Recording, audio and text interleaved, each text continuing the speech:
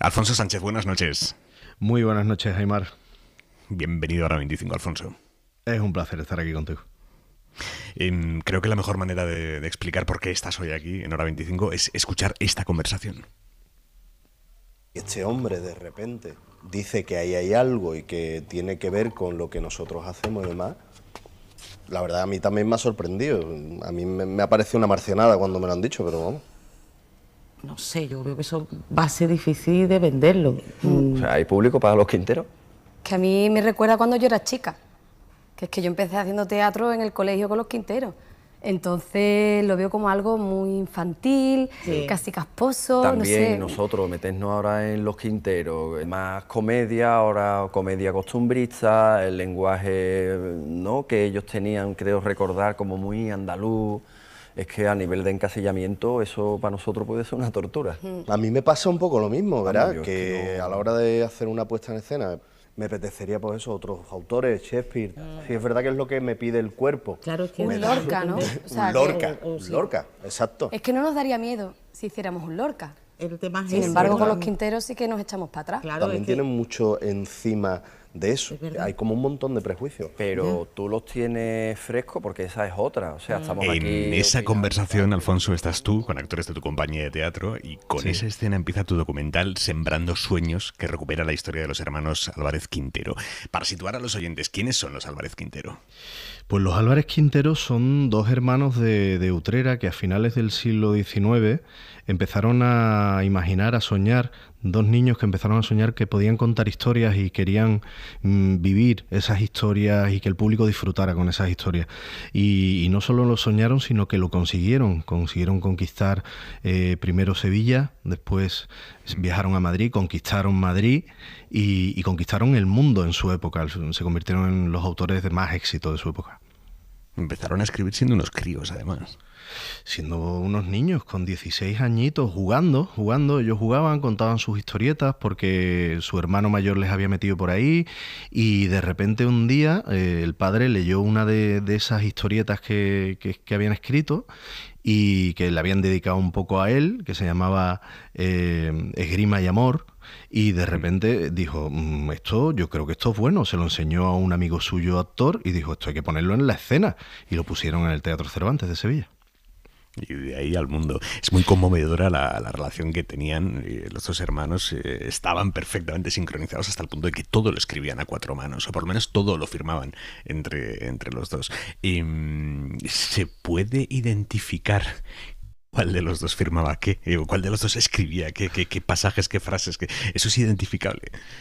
Es la gran pregunta, ¿no? Yo creo que se mimetizaban muy bien el uno y el otro. Además me los imagino, por mi propia experiencia escribiendo guiones y demás, uno dialogando, dando vueltas por la habitación, haciendo los personajes, volviéndose loco, creando cada uno de los personajes, que yo me imagino que ese era Serafín, que era más extrovertido, más vivaracho, digamos. Y luego Joaquín, admirado por su hermano mayor, disfrutando de esas cosas que hacía y poniendo todo eso en orden. Y ese equipo me parece algo imbatible.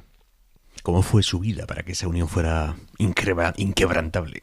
Pues una vida de alegría, una vida dedicada al arte, al amor, a la belleza. No dejaron de jugar. A mí me encanta verlos y ahora que soy papá y tengo dos niños de 11 y 7 años, los veo jugar, ¿no? Y me imagino que sería así. Es tan bonito ver ese amor fraternal y poder extender esa relación y ese amor a toda una vida, además de creación, de vivencias, me parece algo súper bonito, ¿no? Se les define como dos cuerpos pero un escritor, hasta el punto de que, y esto está muy bien contado en el documental, ellos dormían en dos camas separadas por una mesilla en la que tenían papeles y en papeles en los que iban escribiendo las ideas que les surgían por la noche. O sea, es que el proceso creativo de estos dos era permanente. Permanente, que cuando llegaban por la mañana iban manchados todos de tinta, bueno, les había dado tiempo de limpiarse las manos antes de llegar al trabajo y les llamaban los tinteros, en vez de los Quinteros, los hermanos Álvarez Tintero. Y sí, me los imagino eso, de repente despertándose por la noche, Joaquín, que se me ha ocurrido algo y estoy, ya está venga, vámonos, vamos a encender. Y creando ahí esas locuras, ¿no? Además de todo lo que observaban en su día a día, de eso se alimentaban.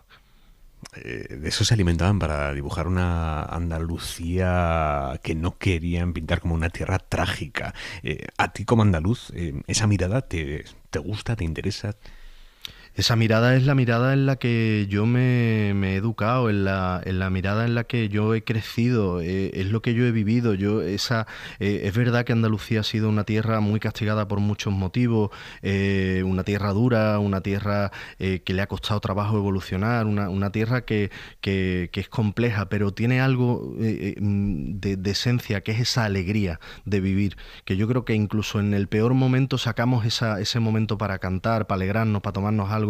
Y eso ellos lo querían transmitir y entendieron de alguna manera que transmitir esa alegría al público en un momento además extraordinariamente complicado, estamos hablando de principios del siglo XX, uno de los momentos más convulsos de la historia de la humanidad, entendieron que podían curar al público. Yo creo que esa comunión con el público fue lo que hizo la magia, hizo que funcionara tan bien lo que hacían. ¿Pero hasta qué punto tuvieron un poco de culpa en la perpetuación del estereotipo del andaluz gracioso?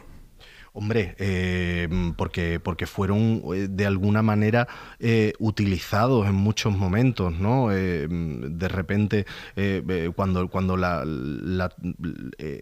historia de nuestro país fue más negra, ¿no? Estamos hablando de sobre todo el periodo posterior a la Guerra Civil, la instauración de la dictadura de Franco, fue utilizada su obra precisamente porque era una obra limpia, porque era una obra bonita, bella, no era agresiva, y alegre, ¿no? Entonces, y además protagonizada por andaluces, ¿no? Entonces, de repente, en un periodo en el que había un conflicto muy grande, se había amordazado la libertad, los derechos de los españoles, entonces, de alguna manera, que solo se redujese a eso, el andaluz, o que eso fuera la imagen que tenía la gente, digamos, más progresista, yo creo que fue lo que contribuyó a estigmatizar eso que hicieron los Álvarez Quintero, y que no tenía ninguna razón de ser, porque ellos pertenecían a otra época, además.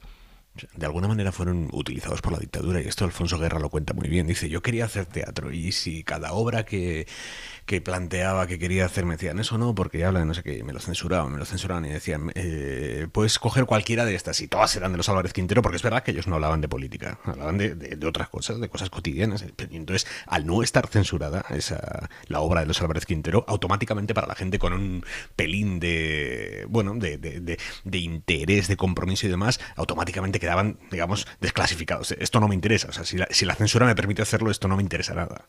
Totalmente, cancelados inmediatamente. Cancelados, ¿no? Eso es. Y sí, y así les fue cayendo polvo, les fue cayendo estratos de prejuicios encima sobre una obra, hasta llegar a un punto en el que es en el que yo me encuentro con este proyecto y en el que yo llego, en el que de repente se genera una identidad entre la obra de los Álvarez Quintero y ya no solo algo que políticamente esté adscrito a un bando político, ¿no? Sin ser así, sino que además yo en mi mente tengo la imagen de que es una obra de mala calidad, que yo creo que es el gran crimen que se comete contra la obra de los Álvarez Quintero, porque una vez que descubro la obra de los Álvarez Quintero me doy cuenta de que está al nivel de los más grandes autores de la literatura dramática de nuestra historia, ¿no? ¿Por qué defiendes tú que es una obra de calidad? ¿En qué cosas concretas ves tú esa calidad? Decía Luis Cernuda, cuando fue a ver una de las obras con un grupo de amigos que iban a boicotearla precisamente, ¿no? Estas cosas que se hacían en esa época, a patear el teatro, decía que cuando salió dijo, madre mía, no es que no solo que esto no sea malo, es que es de lo mejor que yo he visto en mi vida. Tiene una carpintería teatral perfecta. La gente que sepa de teatro, que nos esté escuchando, y que sepa sobre todo de comedia, sabe lo difícil que es escribir comedia, porque la comedia es un reloj, es como tiene un tempo, tiene es como un metrónomo, tiene unos ritmos, requiere además de que el espectador se sienta identificado con lo que está contando y todo eso. Todo eso en ellos, aparte de que usan un lenguaje que les hizo en su momento ser miembros de la Real Academia Española de la Lengua, consigue que funcione como un tiro esa comedia que ellos hacían. Eso es tan complicado, eso es tan difícil, que que por eso te digo, yo leo una obra de Lope de Vega de repente, que se supone que es el Fénix de nuestras letras, y además escrito en verso y demás, pero esa mecánica que Lope también la tienen ellos.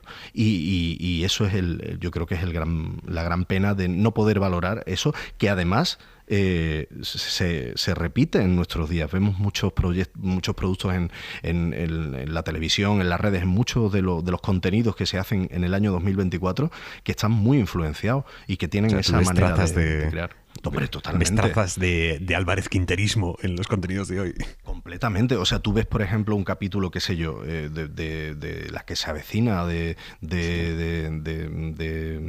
aquello, sí, bueno, de La que se avecina, por ejemplo, o de Allí abajo, de la serie en la que trabajé yo haciendo el doctor Almenar, y ves mucho. ¿Por qué? Porque ellos crean, junto con otros autores, el costumbrismo español, hacen que el espectador hay un momento muy bonito en el documental que José Luis Alonso de Santos dice, ellos consiguen hacer de lo pequeño, de la vida, que parece que no tiene importancia, de la gente que está ahí sentada en la butaca, algo grande.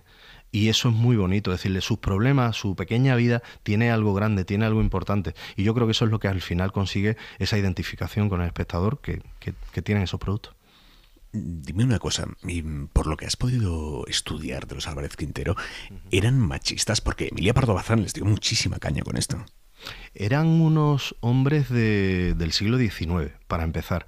Eran unos hombres de otro mundo, eran unos hombres con otra idiosincrasia. Además eran profundamente católicos y evidentemente la Iglesia Católica ha tenido una dirección muy clara desde hace mucho tiempo. Entonces, claro, ellos vienen de ahí, pero de repente hay algo que yo creo que ellos consiguen traspasar, y es que de repente le dan importancia, abren una ventana a la vida cotidiana de todas esas mujeres que nadie contaba su vida cotidiana y que parecía que no tenía importancia, cuando ellos son conscientes y se dan cuenta de que eran el motor del mundo, aunque no supieran explicarlo a la manera de una Emilia Pardo Bazán, que era una mujer, como bien dicen en el documental, adelantada a su época, incluso para feministas de esa época. Era como, de hecho, Emilia planteaba unas reflexiones, unos planteamientos y unas problemáticas que a día de hoy siguen en debate, que es algo alucinante. O sea, me parece que no hayamos avanzado en ese sentido y que no hayamos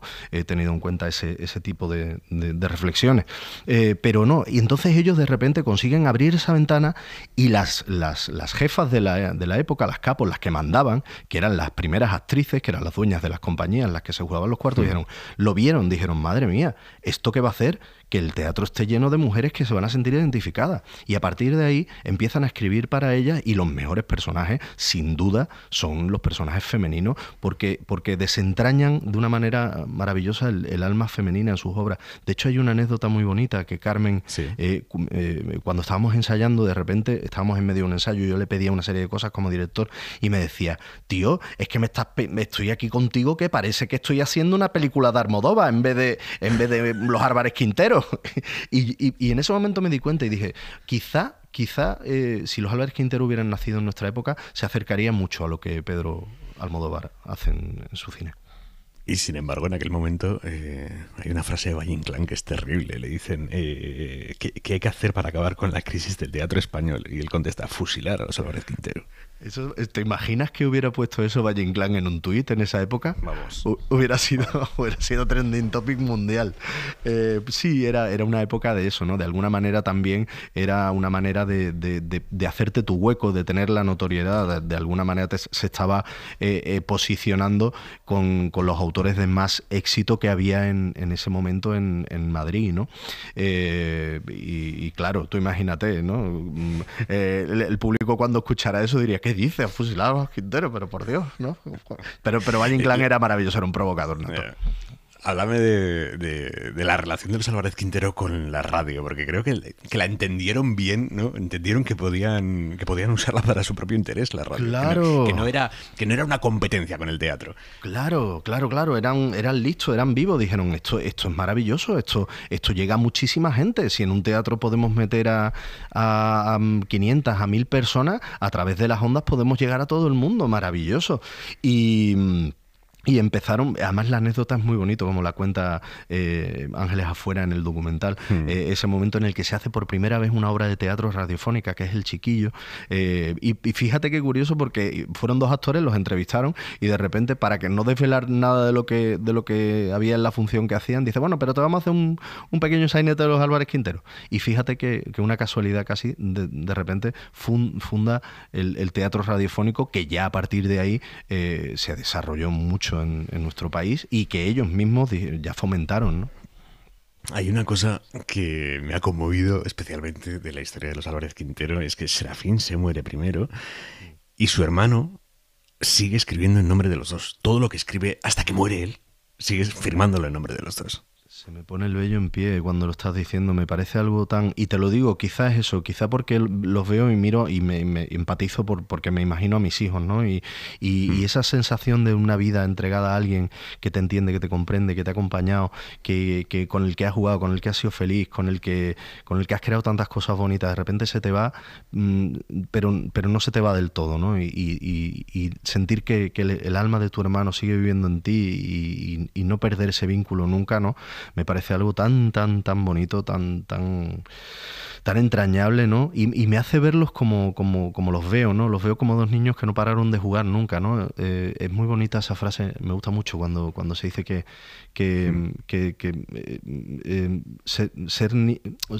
¿cómo es eso? Que se dice que lo bonito es... uno no envejece si sigue manteniendo siempre vivo al niño que tiene dentro, ¿no? Si sigue teniendo ilusión por vivir, si sigue sintiendo eso. Verlos así... Hay una frase de los Álvarez Quintero que dice: la alegría es lo único que me queda de cuando era chico. Qué bonito. Mira, joder, qué bonito. Es brutal. Qué bonito, qué bonito. Ya te digo. Pues así es. Alfonso Sánchez, autor de Sembrando Sueños. Alfonso, un abrazo enorme. Enorme, Aimar. Ha sido un placer estar contigo.